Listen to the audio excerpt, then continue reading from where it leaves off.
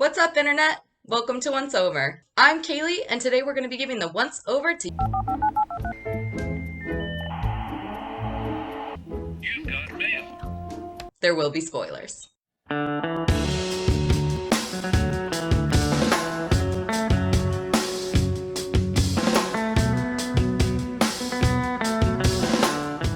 Before we get started, this is just a friendly reminder to please subscribe if you haven't already, and please leave a comment down below. I would love to know what you think of this movie. You've Got Mail is a 1998 romantic comedy directed by Nora Ephron and starring Meg Ryan and Tom Hanks. It's an updated remake of the 1940 Lubitsch film Shop Around the Corner, which starred Jimmy Stewart and Margaret Sullivan. I'm going to be trying to limit this review to just talking about You've Got Mail, but I'm going to be honest with you, Shop Around the Corner is one of my all-time favorite movies, so that's probably going to be a challenge for me. Also, if you're interested in game theory or economics or math, stick around till the end of the review because I'm going to be talking about how one of the scenes in You've Got Mail applies to our everyday lives and the law behind it. The basic plot of You've Got Mail centers around Kathleen Kelly, who owns a children's bookstore aptly named The Shop Around the Corner. She begins an online relationship with a mystery man who she met in a over 30 chat room. At the same time, but in the real world, she meets Joe Fox. Joe owns a chain bookstore, and they are polar opposites. Where Kathleen cares about building relationships with her customers, Joe cares only about profit. In fact, he knows next to nothing about books. He sees them as commodities rather than seeing their intrinsic value. The illustrations are hand-tipped. And that's why it costs so much? Well, that's why it's worth so much.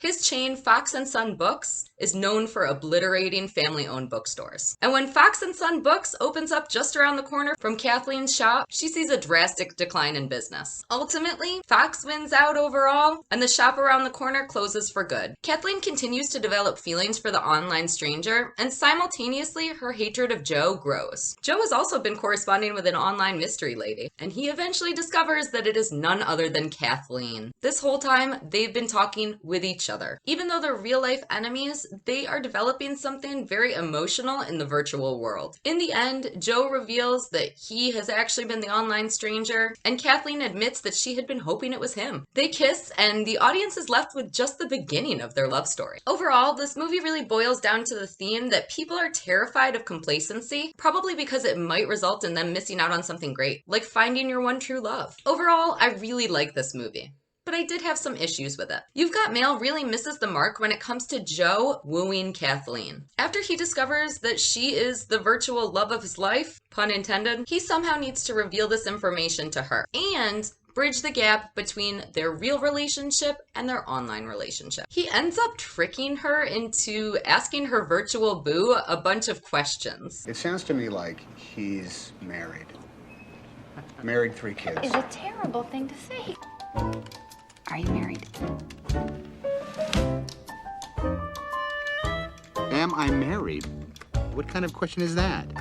Thus deceiving her both as his online persona and as his real-life self. He does all of this under the guise that he is working on a project that needs tweaking. And I mean, I get it that he might be nervous, that she won't actually accept his love because their real-life relationship has been so contentious, but this whole sequence just comes off as so manipulative. I think that Amelia Tattle nailed it in her review for Vice when she said that You've Got Mail is a horror movie. It's a disturbing, true-to-life thriller about a gaslighting millionaire businessman who destroys a woman's livelihood and somehow gets her to fall in love with him anyway. And I know I said I would try not to talk about it, but I just need to mention that Shop Around the Corner from 1940 is completely devoid of this manipulation. Rather, it just shows Jimmy Stewart trying to court his new love. Next up, I think that You've Got Mail was just a little bit too perfect. It's like a group of people got together in a room, they all sat down and they were like, okay, what is every single trope that ever has to happen in a rom-com? Let's take all of those things, condense them into one movie, and we will make the ultimate rom-com. For example, I think that all of the scenes with Joe's 11-year-old Aunt Annabelle and 4-year-old half-brother Matthew are included just to make him look like an eligible bachelor. It's like they didn't want to give him kids from a previous relationship because that could be considered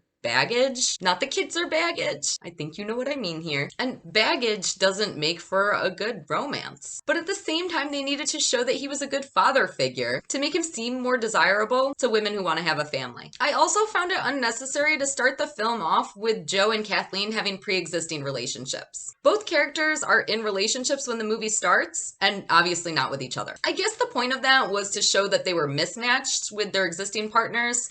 Both relationships are clearly not good relationships. They're just very different people, and that it's valuable to find your one and only. But it's all just a little bit too convenient that they're exiting relationships right as they're falling for each other. Also, can we just talk about how this is the easiest breakup of all time?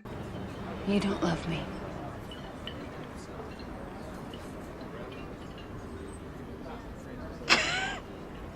Me either. Why can't all breakups be like that?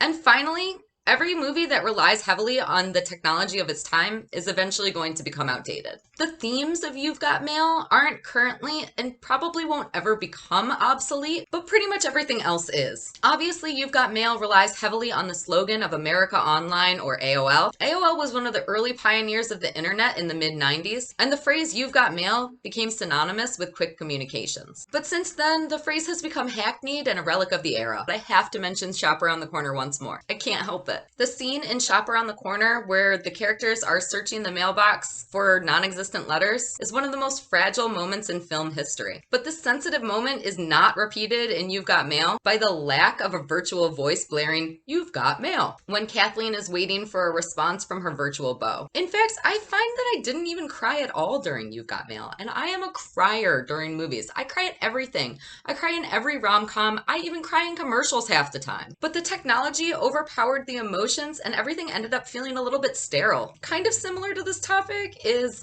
holy Starbucks. There are over 5 references to Starbucks in You've Got Mail. But the gag that there's a Starbucks on every corner is certainly not unique to this movie.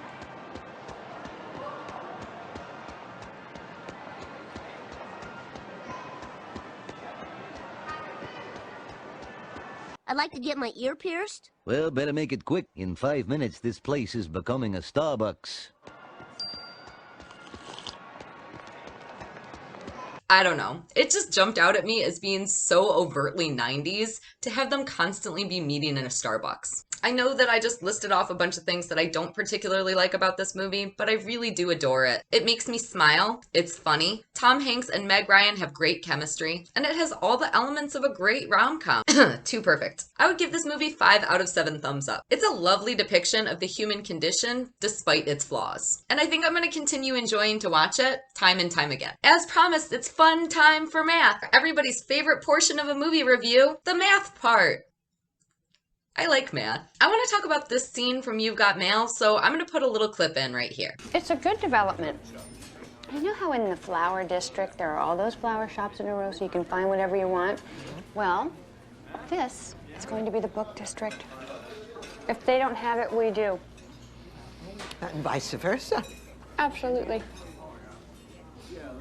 Kathleen correctly identifies that competitive businesses are often located near each other, and she gets the reasoning behind that partially correct. But I want to talk to you about another reason that this is. We're going to be talking about Hotelling's law, which is an observation in economics that it's actually rational for similar businesses to want to be located near each other. In addition to location, this law can actually apply to making products really similar to each other. So for example, Coca-Cola and Pepsi. We're going to be talking about Hotelling's law in terms of a flower shop owned by Kathleen. So let's pretend that this is a street and Kathleen is trying to decide where she wants to set up her flower shop for the day. I guess flower cart is a more appropriate term. It's mobile. Let's say that it's mobile. Kathleen wouldn't want to put her cart too far over to the left because if she did, then everybody who lives really far over to the right would have to travel a really far distance to get to the flower cart. Similarly, she wouldn't want to put her cart too far over to the right. So the most optimal place for her to put her cart is directly in the middle of the road. This is what's called the socially optimal solution. And this is going to be best for both consumers